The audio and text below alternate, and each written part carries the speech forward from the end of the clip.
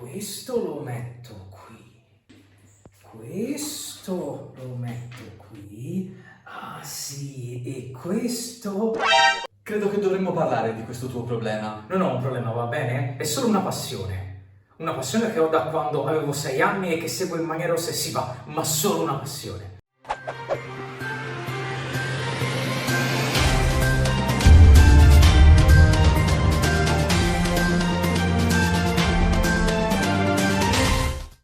Questo in un certo modo spiega tutti questi video. Comunque, bentornati nel forum, questa è la recensione di Zampotecaria, un titolo che mi ha gentilmente portato Daniele dal Modena Play a cui sfortunatamente non sono potuto andare. È un gioco della Nessun Dove che fa parte di una collana chiamata Le Chiavi del Diario. Vi ricordate Alla ricerca di Crisopea, che faceva parte della collana invece Le Chiavi della Storia? Ecco, questa è tutta una serie di collane. Insieme a questo nella collana Le Chiavi del Diario ce ne sono almeno altri 3 che trattano appunto temi simili, temi molto particolari, dall'esecuzione molto specifica, che a questo punto, essendo il secondo titolo della Nessun Dove che tratto, mi verrebbe da dire che è un po' il loro marchio di fabbrica. Si vedrà anche con Zampotecaria e devo dire che mi sta iniziando a piacere molto questa, come si potrebbe dire, chiave editoriale, chiave di pubblicazione che scelgono per i loro titoli e i loro giochi di ruolo, molto specifici, attenti a un pubblico che vuole delle cose ben individuate, che permette di creare giochi che possono essere assolutamente non adatti per certi tipi di persone, come era Alla ricerca di Crisopea per me, ma che in altri casi centrano perfettamente quelli che sono gli interessi di altre, come per Zampotecaria è successo per me. L'autrice, almeno una delle 2 autrici della versione originale in inglese, è Anna Blackwell, che è anche l'autrice di un altro gioco chiamato Apotecaria, che non ho giocato quindi non mi esprimo. Comunque questa è la sua versione italiana, che potete benissimo trovare anche voi sul sito della Nessun Dove. Da tenere conto che Zampotecaria è ambientato nello stesso universo, possiamo dire, di un altro gioco della Nessun Dove chiamato Scorribanda, che a questo punto dovrò andarmi a recuperare perché è richiamato in un certo verso anche all'interno di questo titolo. Ma andiamo alla vera e propria recensione. Di che cosa parla Zampotecaria? È ambientato nel mondo dei boschi irsuti. C'è una sezione di lore, possiamo dire, di questi boschi irsuti, che però comunque rimanda bene o male a quello che è stato scritto in Scorribanda, quindi per avere la lore vera bisogna fare riferimento a quel gioco. Non è una lore particolarmente complessa, ma comunque ci sono questi animali intelligenti. Non sono antropomorfi, rimangono, come potete vedere dalla copertina, animali effettivi, ma sono intelligenti. Noi faremo parte di una gilda nascente, appunto una sorta di medici ambulanti, alchimisti, oppure come vengono efficacemente chiamati nel gioco, pestapoltiglia. Tra l'altro sulla mappa che a breve vi farò vedere c'è proprio la nominazione della gilda, perché questa è la mappa che ci è conferita dalla gilda dei Pestapoltiglia per i nostri viaggi. Cosa fanno questi Pestapoltiglia? Vanno in giro per il mondo, per i boschi irsuti, anzi, a curare le varie malattie o le varie problematiche fisiche che tutti gli animali hanno. Bisogna tenere conto che sono tutti piccoli animali. Gli animali più grossi sono tra l'altro identificati con un nome diverso nel mondo di Zampotecaria e hanno le loro tane in cui è meglio non avvicinarsi, almeno se non si è particolarmente avventurosi e si vuole recuperare del loot migliore, ma questo è un discorso che riguarda gli eventi di cui parlerò dopo. In tutto questo, come è chiusa la lore del mondo dei boschi irsuti? Molto semplicemente è un mondo post-apocalittico, almeno per noi. Sì, non sto scherzando. Gli umani, chiamati i titani, sono scomparsi, siamo morti per un qualche motivo. Gli animali sono diventati intelligenti e prosperano a dispetto dell'umanità, che è diventata questa cosa leggendaria, questi esseri appunto titanici che sono scomparsi misteriosamente anni prima. anzi molti anni prima. Sarà sempre possibile attraverso particolari eventi trovare quelli che sono i vecchi luoghi in cui questi titani, e quindi noi, abitavano, e eventualmente tirarci fuori un po' di loot interessante. Tra l'altro non so se si sta sentendo dal microfono, ma c'è qualche tipo di animale, probabilmente un uccellino molto piccolo, che sta facendo un cinguettio fortissimo qua fuori, quindi direi che siamo totalmente in tema con il gioco. Ora, caratteristiche particolari del gioco: oltre che essere uno di quei giochi della collana piccoli animali che fanno cose, che mi ossessiona da praticamente quando scoprì Brisby e il segreto di Nim, è comunque fatto per uno stile di gioco molto rilassato.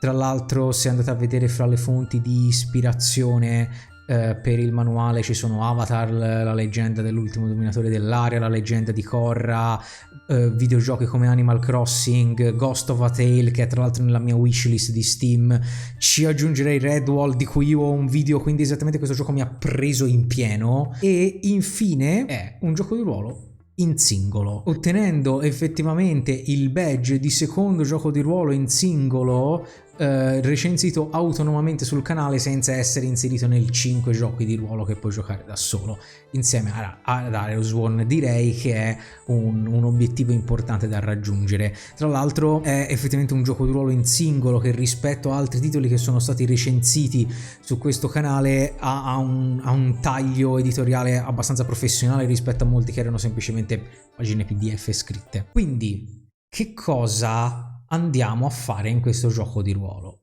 Prima di tutto vi farei vedere la mappa, perché sarà assolutamente fondamentale, e poi vi spiego come potete organizzare una vostra partita a Zampotecaria.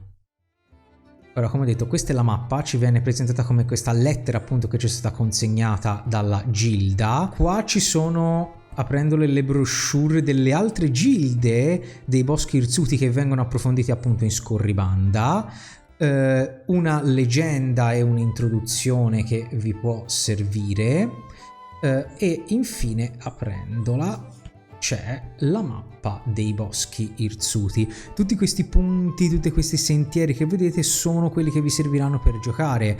Indicano le città principali, indicano la tipologia di zona, perché a colori diversi corrispondono tipi di eventi, anche ad esempio tipi di risorse diverse che potete estrarre. E questo sarà anche l'environment, diciamo, che andremo a modificare una volta conclusa la nostra partita Zampotecaria, perché questa mappa ha una sorta di funzione legacy quasi, per cui noi si va fisicamente a modificare, si possono chiudere sentieri, aprire di nuovi, cancellare alcuni punti, cambiarli di colore. Questo apre forse la mia prima critica un po' forte al design. Sulla carta è geniale, in sostanza io non andrei mai a scrivere su questa, perché mi dispiacerebbe, e inoltre crea un po' questa situazione in cui una volta che ci hai giocato tu non ci gioca più nessun altro, sulla tua mappa non ci gioca più nessun altro, e a un certo punto la mappa diventerà troppo complessa per essere compresa come era originariamente. Quindi io consiglierei, se ci volete giocare, di scaricare un'altra versione della mappa, stamparla e giocare su quella. Tra l'altro c'è il codice QR che potete scansionare per avere sia la scheda sia la mappa, quindi è perfettamente possibile fare così. A me dispiacerebbe effettivamente scrivere su questa. A questo punto non vi farò vedere la scheda, vi farò vedere molto semplicemente la linea di progressione che il manuale indica di seguire quando state affrontando la partita, perché secondo me è molto più chiaro in questo modo che affrontando, diciamo, le meccaniche di gioco mano a mano che mi vengono in mente. Ecco qua, il primo punto è: presentati. Questa è la creazione del nostro personaggio. C'è una piccola scheda che potete scaricare, e nelle pagine immediatamente seguenti, ve li farò vedere, ci sono tutte le informazioni necessarie per creare il vostro personaggio, scegliendolo come meglio preferite o addirittura creandolo casualmente. Fai i bagagli, perché il buon pestapoltigli è sempre preparato, e quindi dovrete prendere tutto quell'equipaggiamento che pensate vi servirà per affrontare il vostro viaggio. È un gioco in cui siete sostanzialmente dei nomadi, vi muovete in continuazione. A dare inizio al viaggio dovremo decidere alcuni elementi fondamentali, tipo la stagione di partenza e il punto di partenza del nostro personaggio. Come avete visto, la mappa era molto vasta e ci possono essere delle significative differenze a seconda se partiamo d'inverno rispetto che in primavera e se partiamo da un punto remoto della mappa. Infatti per i neofiti il manuale consiglia di base di partire di primavera dalla città principale, dove puoi raggiungere tutto. Esplora i boschi irsuti, questo è il nostro movimento. Non ci muoveremo sulla mappa senza un obiettivo. Nella creazione del personaggio nel punto 1 ci dice effettivamente che dovremo scegliere un obiettivo e un numero di giorni per raggiungerlo. C'è una lista di obiettivi fra cui potete scegliere e questo sarà il motivo per cui noi partiamo. In sostanza dovremo muoverci da punto A a punto B esplorando quei vari punti colorati che avete visto sulla mappa. Ogni punto colorato corrisponderà un evento che dovremo scegliere casualmente tra una serie di eventi che sono determinati dal colore o dal luogo in cui siamo. Ad esempio, una pianura avrà eventi e possibilità diverse da una città. Questa è la parte aiuta i selvatici dove entrerà in gioco la meccanica principale di Zampotecaria: pestare la poltiglia, creare gli intrugli, le pozioni, le medicine per i selvatici che hanno qualche problema, che hanno qualche malattia. Nel mondo di Zampotecaria tutti stanno male, tutti hanno qualche tipo di patologia, malattia, che devo dire sono scritte anche per essere un pochino divertenti, quindi è un gioco anche molto kid friendly, direi. Può essere utilizzato anche per bambini perché non c'è nulla di particolarmente dark o orribile, ma in ogni caso tutti stanno male dovunque andate, ci sarà sempre qualcuno da aiutare, neanche fosse la peste in Europa.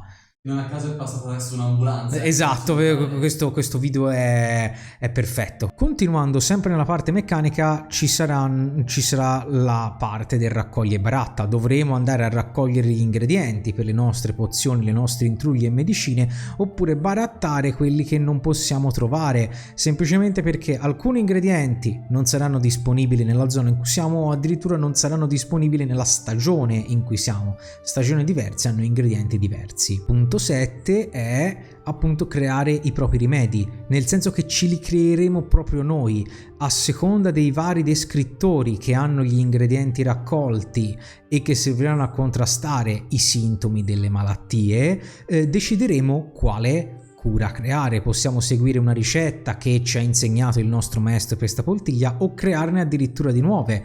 Ci saranno situazioni in cui non possiamo effettivamente creare la cura da ricetta, il rimedio da ricetta, e dovremo improvvisarne creando uno totalmente nuovo, portando così lustro alla gilda dei pestapoltiglia. Come funziona tutta questa parte meccanica? Semplicemente con l'estrazione delle carte. Ora ovviamente mi sono trollato, questo è un Joker. Con l'estrazione delle carte, questa tra l'altro è una delle carte definite reali, sono il re e la regina che sono quelle che valgono di più. Ogni carta ha un valore solitamente determinato dal proprio seme. Semplicemente estraendo una carta possiamo trovare un ingrediente che ha una potenza pari o inferiore al livello della carta. Questa potenza servirà per contrastare dei sintomi e ovviamente si devono annullare in un qualche modo. Il rimedio deve andare a annullare tutti i valori numerici del sintomo, tenendo conto che tutti gli ingredienti che troviamo potrebbero avere degli effetti secondari che noi possiamo mano a mano in un qualche modo manipolare per ottenere degli effetti diversi, ulteriori nel nostro rimedio. Un rimedio potrebbe essere particolarmente cattivo, particolarmente buono nel senso di sapore, e quindi farci ottenere reazioni diverse dagli animali che aiutiamo. Nella parte che è la terza parte del manuale, destinata appunto a tutte queste ricette, tutte queste tabelle degli ingredienti, alla tabella delle malattie, c'è questa malattia che è sostanzialmente i bambini che mettono i denti, quindi devi creare questo rimedio molto semplice per lenire il dolore, ma la difficoltà aggiunta è che deve avere un modificatore di buono 3 o più, perché se no a loro non piace, perché la medicina tipo è amara. Quindi è anche abbastanza interessante questo modo di individuare, ok, devi trovare la cura, ma devi trovare la cura che rispetta anche determinate situazioni ambientali o determinate condizioni situazionali a seconda del paziente. Ritornando agli ultimi 2 punti, ecco, il punto 8 è scopri la ricompensa, perché ovviamente i nostri servigi verranno ricompensati generalmente con vitto e alloggio, ma se siamo stati particolarmente bravi qualcuno ci potrà dare una ricompensa sotto forma di ninnoli. I ninnoli sono sostanzialmente la valuta di scambio del mondo di Zampotecaria, li possiamo scambiare poi per comprare nuovi ingredienti, venderli quando andremo a casa nostra a riposarci e utilizzarli per comprare varie cose tipo equipaggiamento migliore o addirittura un carro in seguito. E infine termina il viaggio. Terminare il viaggio vuol dire fare un conto alla fine di quella che è stata la nostra esperienza. È quell'elemento di valutazione della partita che c'è bene o male alla fine di tutti i giochi in singolo, e a questo punto vedere anche qual è stato il nostro impatto sui boschi irzuti. Questo è molto importante perché è questo il momento in cui possiamo vedere se la nostra avventura è andata a buon fine, non è andata a buon fine, abbiamo raggiunto il nostro obiettivo, non l'abbiamo raggiunto perché non siamo arrivati in tempo, e andare a manipolare effettivamente la mappa a seconda di quanto siamo stati bravi o meno. Il nostro impatto sui boschi irzuti possono essere stati incredibile, leggendario, e quindi ne avrà portato beneficio, oppure può essere stato terribile. Da questo punto di vista ci sarà anche una progressione annuale. Ogni volta che noi completiamo un intero anno di viaggio in Zampotecaria, quindi abbiamo intrapreso un viaggio ad esempio d'estate, ci riposiamo, poi facciamo la primavera, poi l'autunno, poi l'inverno, i boschi cambieranno in maniera significativa, perché inizieranno ad esempio a aprire delle cliniche, che sono un'altra meccanica. Le cliniche sono questi luoghi dove ci sono dei pestapoltiglia stabili che possono in un qualche modo migliorare la condizione generale dei boschi, perché curano la gente stabilmente, come delle cliniche o degli ospedali appunto, e possono fornire benefici ai pestapoltiglie in viaggio, un po' come se fossero le commende templari o le stazioni di posta nel Medioevo o anche nell'antichità, e questo modificherà in maniera importante il nostro gameplay, perché avremo dei punti sicuri dove rifornirci, dei punti dove ottenere benefici particolari o servizi di determinata natura. A questo punto, prima di andare a introdurre una delle caratteristiche credo più divertenti del gioco, se vi piace questo stile di gioco, andrei a farvi vedere velocemente cosa comprende la creazione del personaggio. Nelle pagine seguenti abbiamo appunto la creazione del personaggio. Sceglierete il vostro selvatico per specie, o meglio, come lo chiama qui, aggettivo. Posso andare da acquatico, come potrebbe essere una rana, a topolini, vari tipi di uccelli. Questo non influisce assolutamente sulle abilità. Se siete un uccello sì potete volare, ma come possono con un po' di ingegno inventare qualcosa per volare qualsiasi altro selvatico. Questa è solo una scelta, diciamo, interpretativa. Dobbiamo scegliere poi il nostro stile di viaggio, perché a seconda di quanto volete essere equipaggiati o quanto volete viaggiare veloce ci sono diversi stili. Tutte queste cose possono essere decise casualmente o scelte tranquillamente di vostra volontà. Gli stili di viaggio semplicemente determineranno quanta roba potete portare nel vostro inventario o quanto potete viaggiare velocemente. Se decidete di portare più inventario e avete ad esempio questo stile qua, lento e costante, potete avere un inventario maggiore ma viaggerete più lentamente. Le origini, anche questi sono motivi di background del vostro personaggio, e vedete qua ci sono tutti gli arnesi di partenza che vi serviranno per raccogliere i vostri ingredienti e tutte quelle altre eventuali categorie generiche di cose che vi possono servire o potete raccogliere durante il vostro viaggio. Tenendo conto che mano a mano che avanzate nel mondo di Zampotecaria, la reputazione della vostra gilda, che è appena nata, quindi all'inizio sarà molto bassa, aumenterà. Da ricordare che la reputazione della gilda è molto importante perché vi darà accesso a migliori ingredienti, ad esempio a migliori servizi, ma anche vi permetterà di trovare, diciamo, malattie più facili da trattare o comunque di manipolare i risultati delle malattie che vi vengono fuori, perché vuol dire che avete una reputazione migliore, quindi bene o male avete già una minima conoscenza di quello che vi trovate davanti e lo potete curare meglio.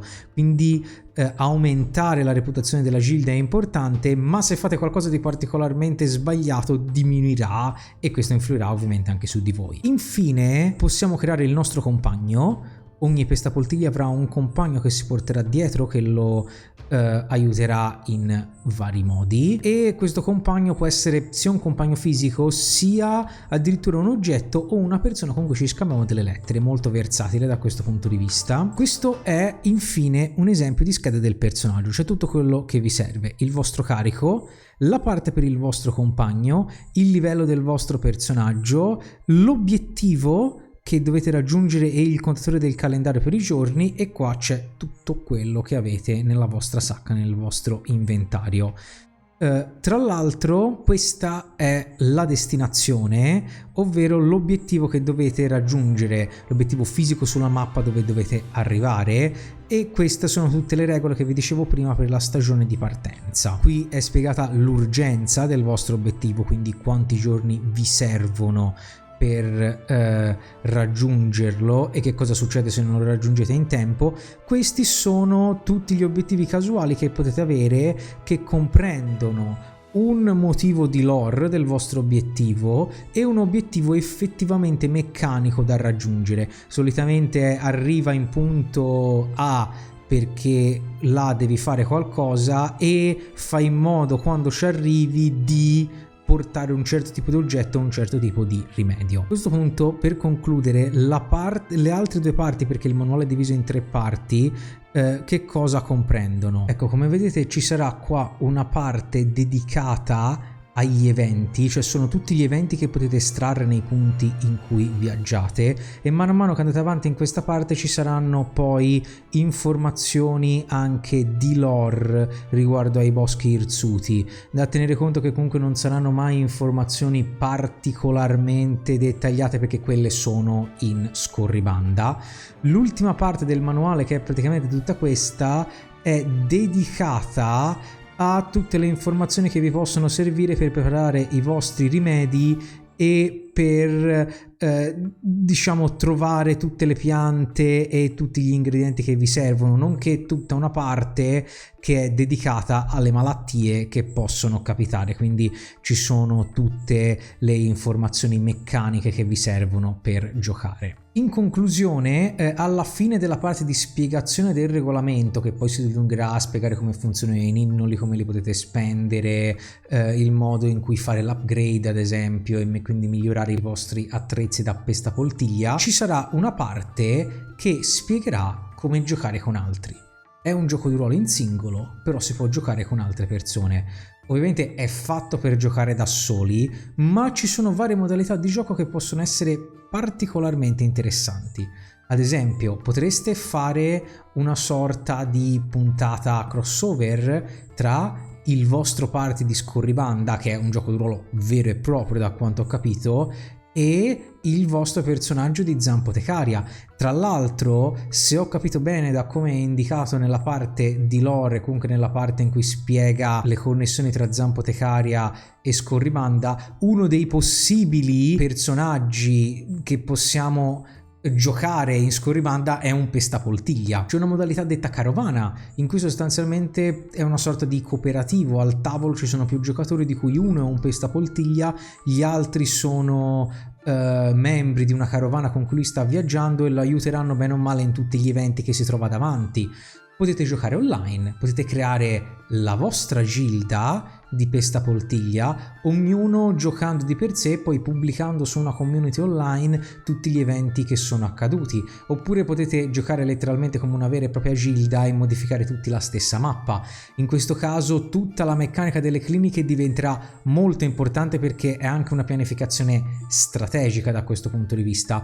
Mi piace molto come almeno diversi giochi, da come ho potuto vedere della Nessun Dove, abbiano questa possibilità di essere implementati in community online, come lo era e con un certo successo anche la ricerca di Crisopea. Quindi, per andare in conclusione su Zampotecaria, gli devo muovere un'ultima critica, oltre che alla funzione legacy della mappa che non mi è piaciuta molto, ma ci può tranquillamente passare sopra perché la potete stampare un'altra, è il fatto che, per quanto io ve le abbia presentate in maniera semplice, il modo in cui le regole sono effettivamente poi spiegate nel manuale è un po' troppo complesso. Mi spiego meglio. Sono spiegate in maniera rapida, molto concisa, ma talvolta non così intuitiva. Mi sono trovato a doverle rileggere più volte per capire effettivamente cosa volesse dire, e poi alla fine a livello di gioco serve un po' per entrare nella meccanica di che cosa stai facendo e di come farlo bene,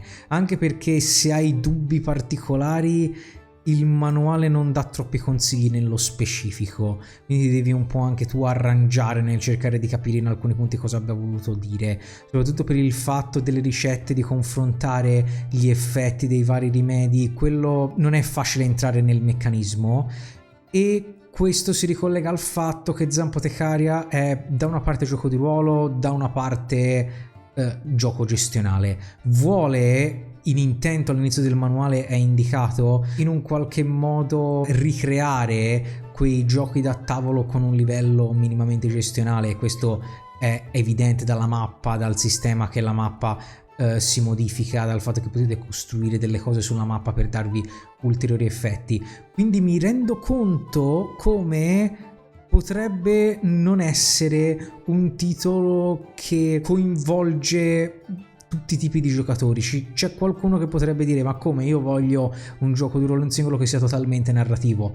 Lo capisco perfettamente, perché da questo punto di vista è un ibrido tra un gioco di ruolo che giochi da solo e un gioco da tavolo che giochi da solo, e ci sono sicuramente molti altri giochi di ruolo in singolo che rispondono meglio a determinate esigenze narrative, come soprattutto quelli di scrittura creativa. Ma credo che sia un particolare intento del gioco, come anche la ricerca di Crisopea strizza l'occhio, mira a soggetti con interessi mirati e molto specifici, e quindi è strutturato per dare la migliore esperienza possibile a queste persone. È una linea molto interessante, e ora sono sinceramente curioso di scoprire altri titoli della Nessun Dove per vedere se è stata mantenuta.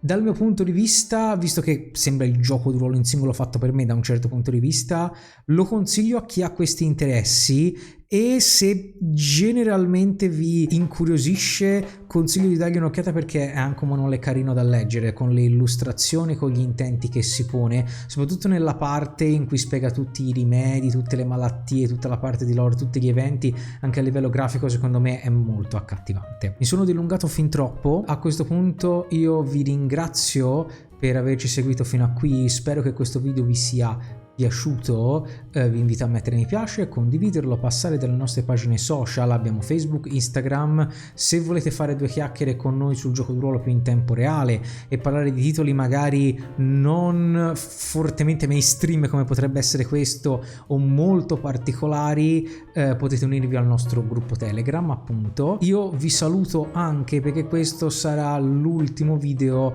che pubblichiamo prima della pausa estiva che facciamo ad agosto, e quindi ci rivediamo direttamente a settembre con tanti nuovi video. Francesco da Forum Sentenzia, chiudo.